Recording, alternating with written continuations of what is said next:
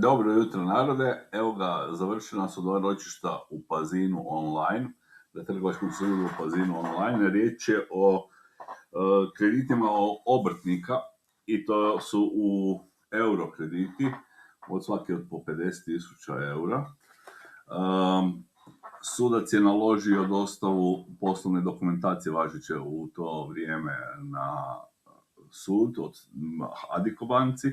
i to osobito je naložio dostavu kreditnih politika, odnosno upravljanju rizikom, kako se upravljalo rizikom, valutnim i kamatnim rizikom, radi utvrđivanja odlučujuće pobude banke da sklopi ugovor baš sa takvim odredbama kao što je naznačeno u ugovoru, dakle da može sama mijenjati kamatnu stopu i da određuje sama tečaj. Napominjem da je prethodno sud u Istri, odnosno Pazinu,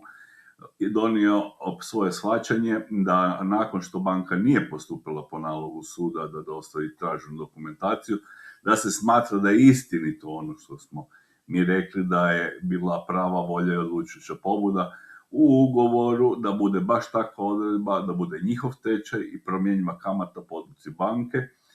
jer se njime upravljalo kamatnim, odnosno valutnim rizikom, čime dokazujemo odlučujuću pobudu. Dakle, kad banka ne dostavi svoju dokumentaciju, a izričito je naglašeno da treba nastaviti, morate postaviti u tom smislu određeni zahtjev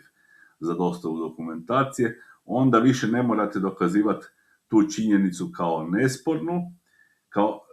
kao spornu, već ona postaje nesporna ako banka ne postupi po nalogu suda. Eto, to je nešto što je do sad, neću reći novost, to je uobičajena stvar po praksi, po zakonu o parničnom postupku, ali naravno to do sad niko nije radio i tražio, pa zato je tako kako je, da ljudi naprosto zabrave točno postaviti tužbu i tužbeni zahtjev. Eto, za sada toliko iz Zagreba via